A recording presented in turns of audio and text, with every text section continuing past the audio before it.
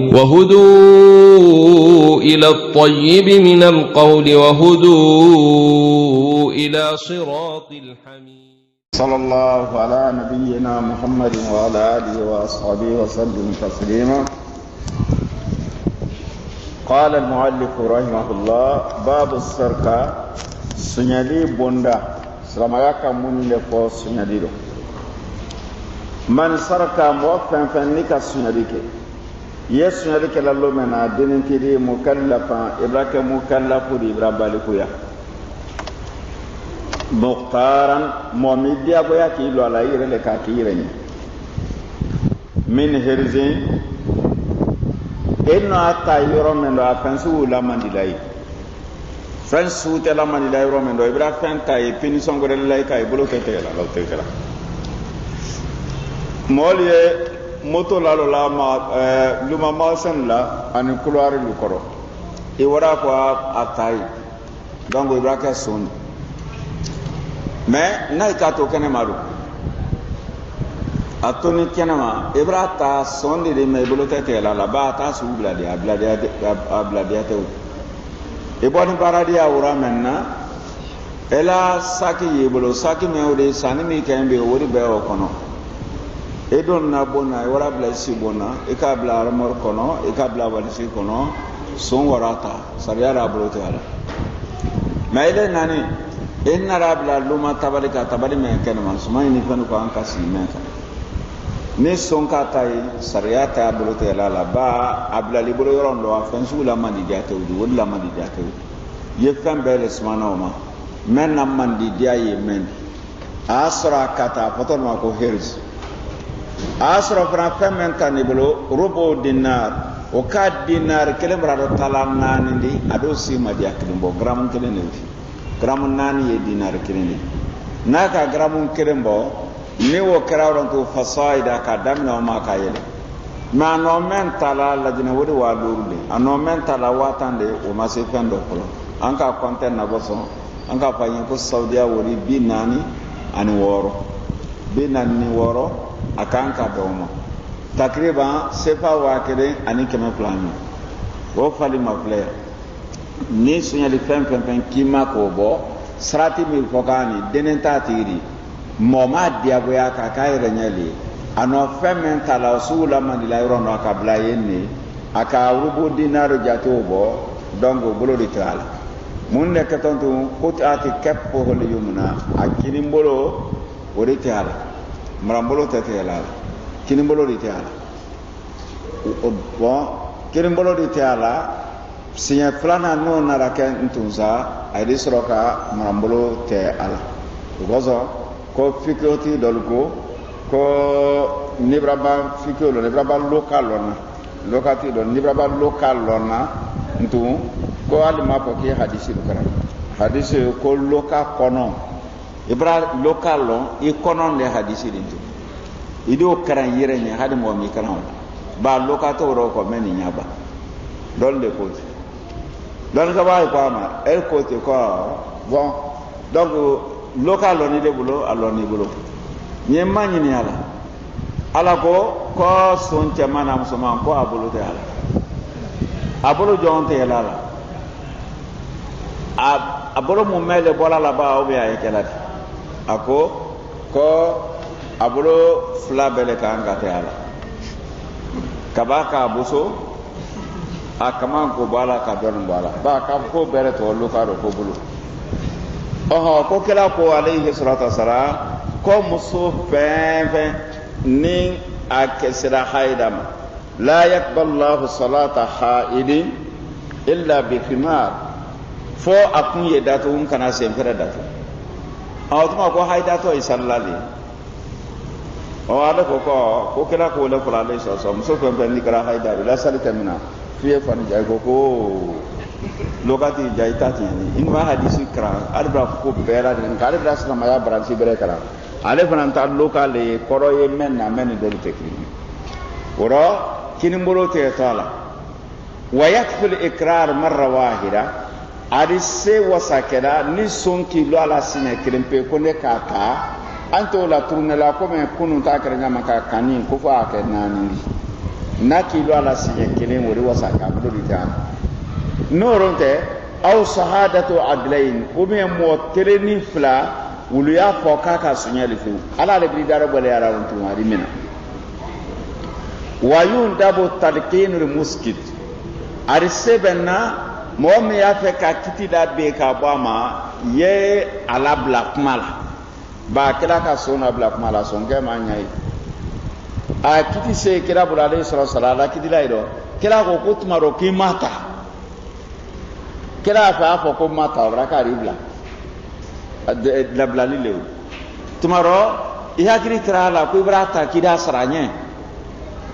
i wa n tɛrɛ juru ta kama i ma mɔgɔ sɔrɔ i n'a ta k'i da sara ɲɛ n'a ko dɔra min na o bɛ kɛ bɔda bɛ sɔrɔ daminɛ ala bɛ ma gosi yɔrɔ tun a ye t'a bolo a bolo tigɛ la mɛ n'a m'o ɲa ye kira k'a fɔ a b'a fɔ ɲa ko n k'a ta o b'a fɔ ɲa ka ko a y'a bolo tigɛ la bon o le ye ka a labila kuma la wa y'o san n'a bolo tigɛra la a bolo de bɛ tulu kalaman dɔ maaw de y'ale kata yɔrɔ min tigɛ la o de bɛ tulu kalaman dɔ k'a sɔrɔ a dawaatu sahiya min de bɛ bɔ sɛntibiya min de bɛ bɔ piri ye sirakɛla se ka jeli la lɔ o ye sirakɛla o fɛn de bɛ bɔ sisan dɔgɔtɔrɔya lɔni bolo ma n'o tun tɛ bolo bɛ kɛ tigɛla la n'a tigɛkɛla t'a la danna le kɔrɔ ka nin da sira kan ka tulu kari toro de wuli fɛn toro bɛ wuli ka s'a da la fɔ k'a y'a tigɛ a b'a tigɛ kɔrɔ a yɛrɛ bolo minɛ ka tulu kalama o la a de kule k'a kule kan ban mɛ san'a a fɔ sinikɛnɛ yɛrɛ y'a b'a kɛ daminɛ jeli fɔn a tɛ wala ɲɛfɛ o kɔntu a de kɛ kɔrɔ jeli fɔn de kɔrɔ sani tiri dando kɔrɔ a b'a kɛ jeli fɔn mɛ n'a tigɛra ten ni k'a to ten n'a ma jan k'a di ɲinan ban tɔgɔ o kɔsɔn sariya k'a fɔ alhasin tulu kalaman ko a bila wa mɛ bi dɔ ten fɛn min b'a bɔ ten piri fɛn ni fɛn do a y'o de la baara la fɛn kelen ɲinan fɔlɔ a ye o de la baara la i tɛ wala tulu kalaman di to hali mɔgɔ fa de yan to ni mɔgɔ kun tɛ to a la a ko n tɛ la waati in na e ka la ni dɔgɔtɔrɔ le nana a ni dɔgɔtɔrɔ b'a na ambulance kɔnɔ ka na tigi lajigin ira y'a kunbara tɛ a la i tɛ jeli ba ye la o kɔ jeli nɔrɔ kɔni de kɛ dugu k'a sɔrɔ dɔgɔtɔrɔ b'a piri a b'a jeli couper bon o b'a kɛ tulu kalaman kɔni o tɛ baara la de bolo sisan n'o tɛ wa y'o san mawdul qatr yɔrɔ min tigɛna la o de bila tulu kalaman na wato alle kɔni yad julu de bila bolo dɔ k'a dɛn fɛ wono ke saare ke k'a dɛn son kan a bolo kunkuru min tigɛna la o de kala a tigɛla wolo bolo bɛɛ tɛ tigɛla a tigɛla le bolo kurunin na ye bambara kɛ julu de bila o la k'o bila ka na ka turu n'a di so kɔnɔ a bolo tigɛlen wa la o fana y'a ta maloya da kun wa yaskut ka suɲɛli kɛ k'a fɔ ko yafa kɛra ma i bolo kana tɛ a la o sababu dɔ ye mun de a kɛ bɛɛ a fɔ olu ma sɔrɔ ko ale suɲɛli kɛlen mɔgɔ min ma o b'a fɔ ko n yafa nin mɛ n'o kɛra yafa la k'a sɔrɔ kiti ma se silamakuntigi ma de n'a bana sera imamu ma to a dɔw b'a fɔ ko yafa nin tɛ sɔrɔ bɛɛ o kɔ ayi ka ye mɛntoni sinɔrɔ ni son nani a la birinkan ta la kun ale k'a tɛ ko k'a di kɛlɛ ma ale m'a fɔ cɛ hinɛ ma don a la ale birinkantigi m'a fɔ ko n bɛna yafa a ma fo ko se kɛlɛ bolo ale ye sɔrɔtɔ sara a fɔ ko a bolo tigɛ a la cɛ ale m'a lɔn k'ale se bolo tigɛ n'a dɔn a hinɛ donna ale la a ko k'a bɛna yafa kɛlɛ ko k'i tɛrɛ o kɛlɛ ale san se tɛ ne bɛra yan a bɛna se siramakuntigi bolo tugu ile se t'a la o kɔ ala ye o de ma ɲininka la n'a bɛra ba sira o bolo fo a tɛ ala to wɔrɔ n'a tun yafara ni wo kɛra sani kabila bolo sani kiti se tɛ ila sultan ni siramakuntigi ma la ba'dahu a b'an kɔ sira o man to k'i ye yafa o tɛ bɛn o kɔ n'a sira o bolo fakadi wajaba bolo tigɛ n'a bara wajibiya fɛn dɔ ye ni ka o soɲɛ sariya t'i bolo tigɛ la o dɔ le ni wala kat a bolo tigɛ n'a tɛ fi samari yiriden nafolo amma wa ko ala kata ni nafa mɔgɔ da mankolon do a ma o kɛ a wande si la ka dɔ dɔmu a ma fɛn ta a bɔra nakɔtigi k'a minɛ yiriden na ka o mun mɛn i b'a o soɲɛ a tigi kɔ ni nɔ a domuna le sariya y'a fɔ k'i bolo kana kɛ a la wala kɛseren yiri n'o fana a bɛ tɔ dɔ ma ko kɛsi bisa e b'a sɔrɔ sisan tamaro a ye a ten a ju o ten a kɔnɔ la bɛɛ mɛn wuli i b'a tebi i b'a fɔ ko n'o de a y'a dɔn a fɛn kɛ fɛn adi timmi ye timbara la tu kono ulu fana ya kala ibra kono la do la bala no do ka kono ta be na ka jam ibro ro ti murula abra tebi ira ko no le tebi na aboto do ma ko kas konko to dum ma ko ye wala nismanti bolo ka te karoti a kono la gbema men wuri tinya ajiji la wuri fe ko bo ko tebi oro ni imina ra o fana do bolo te na to ro be kala konko me o keto ma lam yuwihi al jarin tanke seneke la ilaha illa subhana dana yoro men na ya fara ma ko gure tanke ya masi e wara ido na yiri fero e ka do le yiri ju koroi basite me seneke la yoro men na dana di sara dana la to dala di sara dana senetema ana la sumanu kala nyon kan ni ala dana yende fembra la de nika wota tun ibrahim namraso ba brase herju kon mais nika ta foro fambere ka ni dumuni fende basite jarin senefen na danta yoro meno sene kono do ire wa ta simante sen ayda ila malu busi ayda ila fenuke aydi suman pa ke ta kana so tanke amala de obulo donc ka se woma ide brotianate ida akala naka dumuni ke sene fambere roti walam yatak de kubna ama fenka la fan bundo ka bo ano men dumna no dumna le na ma fena kudu fan ndo ka bo naka do la kudu fan ndo ka bo sa o fana ya tak ma goredi wa illa note ne aka do ke fan kundo ka bo ano afala abra grepe kudu dando ta ko obla ala sakini kono abra o ta ko ke ala fan kundo ani senati ka nyombe kenam o ko keto di abolo di te ala balla abolo te ala a basilala ka bazuru ka manyini ari se senado ya to ara ko ka tan se ba raba grego ri content ano kuru jerita kuru sein kuru se ori double selama ya buru kuru tan woro ori sa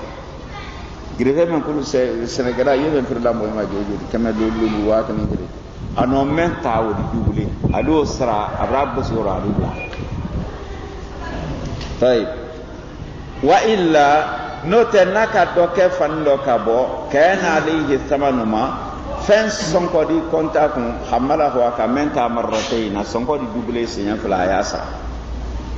wa darbu nikal kula ton bosili atese senaro bosili men ko o fana di la ka ko darbu nikal kula ton bosili bo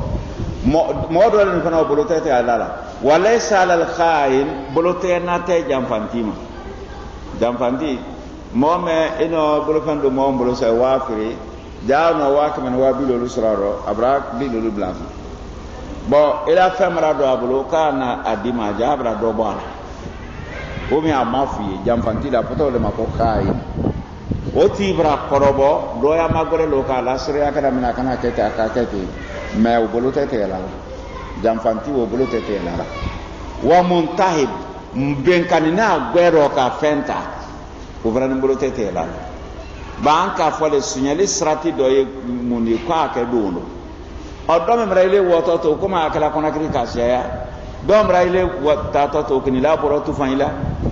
abrito ile mobile kono ye telephone ka kala me 36 la o kasia ene demse ye o mitele ni ma telephone do jaire ki kuno do mobile kono do na tay do po ye portu ira na wati na kaji ka bori bra bori nyanya kan mi de na gbe na uda no be gugukri aye sala te la ilenye ye por la po jama da ka ko ti jama ori ko se ndamna ida ya di ni ba ira ni be malo abodor ma ko mun tahi men no atfa na ila gbero di ana do misir ko la se ka fendo ta gbero ka bori abodor ma ko mun tahi do o bolo tete la ba sunyali sati madafa na ya for fa ta do lo ti ka ta gbero wal muqtar saqatan mo ma la mo da nan folo bosilaro imalo nan folo bosinaro imalo nka onyo no le posse e la fa pre ni wa ka na wa bi lu jale bra do bo imalo muqtar sido ka fenta do no bon amado bona kata me la fen do na bro me jano do bo ala woti fana o bolo tete la kato atomo sabansima wakari sabata al-katbu bolotena koni sabatini fi jahar al-ariya kamoy bolo fen sinkan kabaki isusala ki kabaki e wala la burueti tala pa di ma ki a fe kante kama atibra fo ko amma ko brasa no ki wala ma lola ki ka ko ber ka te sura donc o ti burueti ala ba o ti burueti ala khilafun bayna al ulama mais shafiya ka ko ka burueti ala safiya ka ko ka burueti ala ay buru ma la dalu nyum hadisi ya ambu hadisi sahih ya ambu ayo karana fambe hadisi o ko demso dole traye ko Fatima Quraishi le traye demso men yewri wole traye abrasi nyo muso men na tasata sen o men bras manda ma fendo adi namra wo ko berke nama ko ka ko san ale da nyano bla ma watuma ma bra wala ara ko ale da numero ya ko ayi tayi ko berke o tesoro Allah lira ka dese ka fala la kila ya le soro ka dese silamaya do ko mena bolon do telero kila le ko buluke ala right donc o braida ke ko ni mo kara namra to suori ka buluka an ka te ala mazabu tolo ulugo ko sinkani fe nati ka namra ka buluke te ala ateke sirra ateke te bo safiya kalu hadisi men nyamina aluma nyai ko flale no nyomben muso to boni namra le do moy bulu fem ato tiene kunda la muso be bulu ba atono le ro do ka do tasu afa o ye fem la kun tasaro ma blaro awre turna la wula bada la ko sunya amina ne wole ro telero wole kuma se ni kira male sasa aburo te na la ko ni sokoro mo manye be ko le ho ale namra to muso aburo brate ala bi aburo brate ala da yela ka keni karo lero fema karo no ka keni lero me hakika aburo te na la wolon tele baro sunya di lero bo hadisi barakete anyaye ngoma mbali nga nyono le fo wolona dena min koro afa ko ka dena min sinya tan ko la wuri ka to loruma o mati le lorubo kila sara alayhi salatu wassalam mi to kalamantu u be ko tantan e ko sinya tan ami bora kibaru ya kalama e koro uluko ko ya ko alabani loru lema donc mi ka ko soro sunyali do tele do itu mo baradia ma fenge manka men wulida ko wuri abolo te ne wuri Fatima ta bolo te rara wuri amate ala namra koso jumhoru ye men kan mo men ki e karori o bolo te te la ko bolo ko ni kala men ni ko la ton la dibla kasoba di kete adi lo wuri sara la men ka sia la fen taleni mais abolo te te la wole ko ni e raji hodi donc afa boloro wakati sabata al-katu fi jahad al-ariya ki kafasin kan fankan kabra sabati ko bolo yete lala ida bla ko roye ko fihi nazar mani mani ya nazaro nyako de no teni ni safiya kai ka nyombe o mandila dawo ko safiya kalu muso no sunyali le kay tili baro ma ke modu nyina muso bolo te rala akere mo nyina ka keni karun ko le do men kasro akeni sunyali de babu haddil qadf nika kanin ko wiya la mola ale nin tunyali men ni sire masro ile la ka an kaminati man arama ghayrahu mo fen niki nyongre bon bizina kan ko kumala e ko ama ko nyamodi e ko ama ko halalate e ko ama ko kaningela wona nyondo nika mo bon kumala wajaba alayhi haddul qadf wiya fo haddu men fonen qur'ana kono obra wajibi ay ma ko budo tamani na jalda busanya bisini wa yusbitu dalik ebse de sabati to munna bi ikrarihi marra ayre lo ala la kika fa male ko nyamodi yi lo ala kika ko le ha wolete o yar ko nyen طيب وتصل حد الكسب إن كان قرآن 80 جلدة ني هورو لياري بسانيا بيسي وربايونا جلدة ناكرا كي جوندي بسانيا بيناني ويثبت ذلك وثبت تاتيكا بإقراره مرة ناكي لولا سينيا كيلين كافو نيلكا فو نيلكا كيتي سينيا كيلين بي فو أبوسي aw bi shahadati adlain o me sire prebre fla ale bri sosala wuluko ka ka fa maleka nyamodi uko ka ka fa maleka sungurumba uluko okoso dawala yi jantu yiro de doy brake kumala awina ko muso fe mobile kabala no be sungurumba mi lo busanya yiri ka jana wuri kiyama muso ko sirai mado sira taribo korkai mado korkata bise inibo jana ilero jana ta bise inibo muso grupo mem bewri brake kumala fi si dal ba ni mema nyabo dunya ko na fu kiyama dongo ni mo fla bana siriyala ka fo ala ki ka fole adi bisi wa idha lam yatu ni busan oborado ama boroka hasina atara wiya lala moila lam tuqbal shahadatu ala siriyata min la tekala sire fosi di islam ya kono na ka fo ka sungaro karo nyiri dire sungaro makoron tere mo anan kono role anyi karo nyinina ale ka kibaro ya di kabra yi kuma kelentra ala sene kono Selama ya ko kele ni sunsini ate kwa ro ka di sumbla mo si de sunna ala siriya temina na ka fo salftini karo kabra oyi na go kabra salftini karo yi selama ya ko ka te ko ki sunte mo te sunte ile kona te sunte eno karo me kelen tali bise kile wi ala di mo ila selama ya ma la ila o ko so kona matubi ala siriya temina la فإن جاء بعد الكسب 4 شهور ni anara abanko kan ko kuma fora moma afaraka na siriyadi asira na sire bere nanindi sakata no kul had go siridi be ka bama ate go sirawro ba sire nani barasa wa hakada ayo nya faraka go siridi be ama idha karra al makdufu bizina ano kan ko yala mo na no ka tunya tiaro ako ma ko nya mode ka ko nya mode na ako me ma ko ano kaninge woro bore no ko ka anaka ano ka ro ale te busira ko babu hadd surub nika sikra ya femi sariyala haddu man kan kabuyo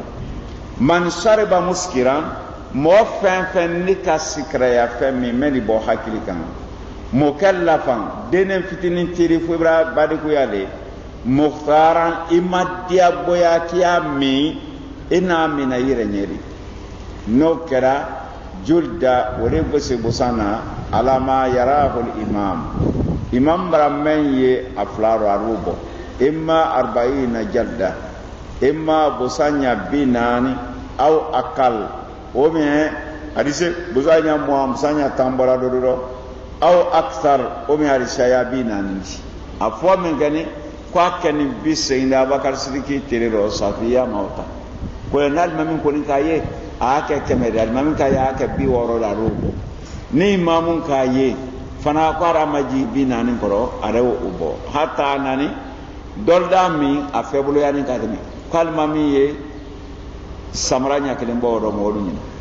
abrati samra la sinkele jamade wuti ala adwa naiki faso gusima abente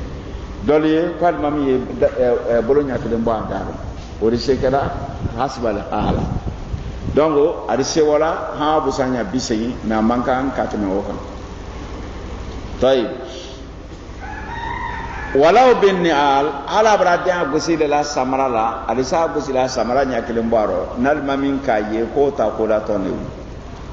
ويكفي إكراره مرة أرلاس أرنا لبنا لا سبتي لا كانوا دولومينا سعادي سيني كلين دونك أنت سريبرين يناورنتو أني بسي أو شهادة عدلين أو بين ترمبا بربرفلا ويافو كانوا دولومي ولو على الكاي على مامي موينا كاباجينا لا na baajira se dolo bora kono dolo kasa kara moluka dongo ari gosi wakati ruho dolo mina fa ko men na le hadisi la fi rabi'a dolo min sinya nanina e ga do hadisi do nane ni mo min ka dolo mi aya gosi naka mi ko aya gosi sinya sawa naka nanna ke do na kaya fa shafiya ka ko hadisi wo mansu kwatre la barala srama ya kun folo ma ko kofe ko bulu kara dolomina te fala abbo silale ate fala hadisi tirugo payman sugu ko boy hadisi yirele masaha hadisi masaha matnan wa sanada idan kafa Allahu lil mu'minina al qital as-sanadu saharanta ko lo bay sahalete so doromina fa ko kuma donc a te fa la ye gosilali malu ko katre la barala me ka kiti ko brawi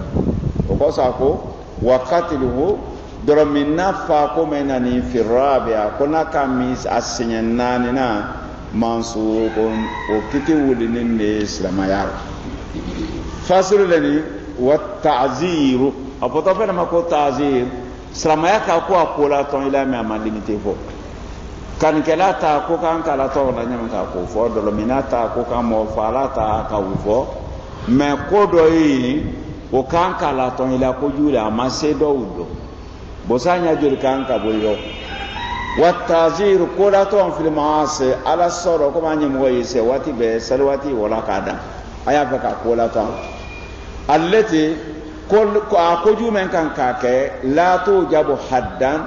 atese hadu wajibi yala ma ka fa anye busanya bise mbaro anya fa atese ama hadu bo kolaton thabito sabatin bi habsin anisati min ala kabla kasola adibla kasola donc ka to ka manyinya e kaidi ntana nyon keranto wala ka isa la bola anni sa gusila o fanandi sekela aw darbin o be anda gusi aw dahawihima o be femani busilini kasote keleni ani sokela noke na fa amri gbe misirila mo te salamun ladin bayle ibrahim subuluta ki kelen bala son te kelen bala dongo andi agben ka abo misirila anda te ala o sekela menan kala busila wala yujawizu asrata aswat busili kanat me busanya tanka alu ko leye masabu siaman ko leye ko la tong busili boloma ka amankan ka teme tanka me hadisiti ko islam kunti ibrahim doye busanya tanto ma fosili borole dongo awdo busi urufa kambre fosila maluye kaba kontena na la kerati yoro men fana nyamini amra moluma busili keto taziru boloma ana keto tadibu boloma ka mojodo li tarbiya caya muso tarbiya lali aya denu tarbiya lali donc ira me akoni kay den bosi ni ka kay atete mena busanya tanka o me ka te busanya tambola amo fodi u tarbiya ta we luti bulu den doye fogo rotte ko sebe doye fogo siri doye fo awo gwenforo doye fo akete sariya ma limite bila wala kira kon ko alayhi sallallahu ku nyada matanga busiri do koy kana busiri kay mubarak menati bilisi mais tanko ma foro de tanko ye fola do bolo tazir le ala soddo kanka to ka o bolo kanante ado ma se bolo te nando ama se busanya bise bolo a foto wole ma mazabu do bolo ko ka basi ko akana te mo busanya tanka wo kala wati shi ka bra la malo mais nya fe kan den jodo aka salla nya fe ka ke to te luti yira la yela busanya nani ni ko bono musanya lolo ni ko o bono na do meni fo amelo ti ko sele wo ko ye luti yira bulu babu haddil muharib momme koto boss lamadu kama kaslamadu kele comme c'est Robert Grougou comme c'est mafia Grougou mi yesiate la konakri ni koyate koyani kiniyani mamunte mi ye mobila lola uda to fara ma ko so wulle to ko muharibu wulla kiti o kaju ka te sonu taka mil fana na todo na luma ka do ni boloma suro ibrada la kay boto ko nyendo o mi fayri blase ara ka jolom ari do bon ari la aradiota sipi la ro ta ro do mi ari fengbre ta ro wole bolote la sonne min na to da ko sira mai di portugal nay ma ke ta yete murfatini yeso kononi sonte wudu fari kole wudu fe sariya bolo bosiri kote wudu ta bolote na kote wudu ta ka welen katimi sonta kan somil ko foni apoto ma ko muharibul huwa ahadu anwa'il mazkura wala yafkansu do idimi ko foni faali ko do fil qur'an kono do katil qur'an no faali lala ko jumi do kan adole tay aw namafa aw salb abraka akenema mina kana bla pandola carrefour la comme sira carrefour meni pando men na dani di kana bangban la ka sen fla bangban pointi la ka bro fla bangban ka to tile koro ye ha sabe ya maflela salbul urikala ba aw katul yadi war rajul min khilaf o me ka sen kele na bolo kelen te ala ka roba sa ni sonde se anyo bolo kelen te ala maintenant le nanka kini bolo te ala ana mramlo sen te ala arika mo roba sa ni sokon abraye ko radi lon comme il lettre ye mafia gurgudo mi lettre silate ala mo ni طيب أو نفي من الأرض أم يكالبين ka Allah tama jamana kono o koro ye munni ne alukara kankan yan sen abira karo kelen karo fula ke kasola ya di sirima se di dokay di kundarama di dokay ira men kalu la se tu kono la kaso te kala ro kelen tiyan la ludi donc oro apoto le makonna fi tetula ro kelen kay la tama nay ka mofa ay ka sirate mobility dunya sai dai wati do ay no sobar gafa ay no boditi do fa fama bra ko ki yira makara na do fa ni faale ko fara fo ay fa nal ma faale ge ay ka nan fulo leta ta ay ka mo ila ji ka mo lu furuye ay ma se mo sima ay ko no mo ila pentala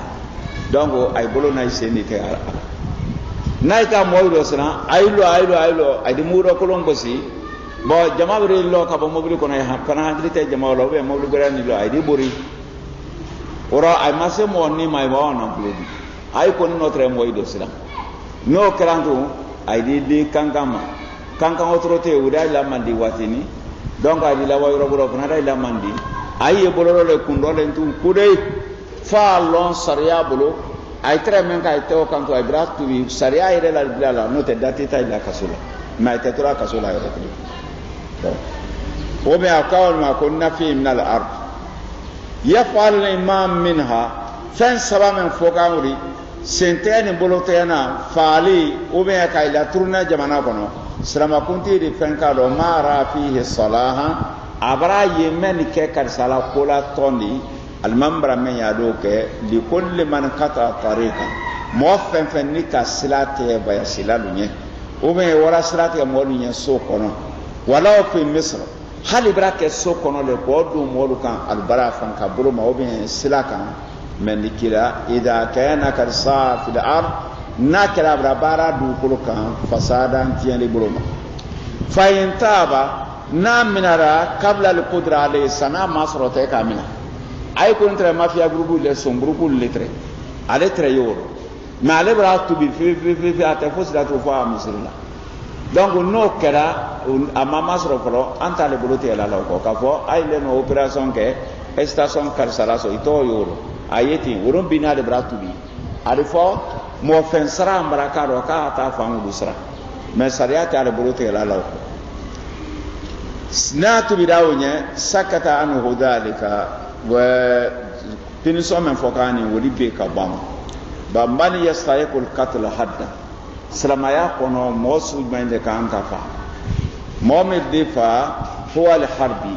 kafri men ni salamaye kelela salamay kenanyo kafri wodifa wal murtad mohammed do ni salamaya do kabaka ta murtadu le alo dun da ke salfana kondo kabaka fokata ro wodifa wasahir korotetimi ye paila na jamana kanti ko korota bla ya kala ta ka korota la turunu ni akara jaba karula banu ni jomene kan ni bekan ka faal tero ko kila ko alayhi salatu wassalam haddu sahir darbuhu bi sayf sahir braye yorosi koroteti ko haddu ma la ko afa atatura ye ka fa koroteti o be kan ka fa o sengola be walikahin mu'minu faran ye kayum wadu kun ko do gbela lu moto siri nye safe karobe obe orogala katme roba awrogala jiroba awrogala duale noba ani jina liyama ba ani suba yama ba takanka ko berobe kanka fa sariya ka saladi ulufa kuro wasabu lillah mo fen fenan ni nimbrasi alam fen fen ni kala ni difa wali rasulih sallallahu alaihi wasallam fen fen ni ka kala ni difa ay ka karan hadisi la nya fenche den tablo muso tablo barala su tablo jomso kelen pe la blo ma ala ko be kala wala nyamina la wala ala fanin ko la me kala mandi jomso yi wati bari to kala nenna ago ko ni ma fara ko ni kila feride londo suro aka jomso kam abra kala to la bo a nenina fienge fanan bora la bona ko yiburo momo loro tidia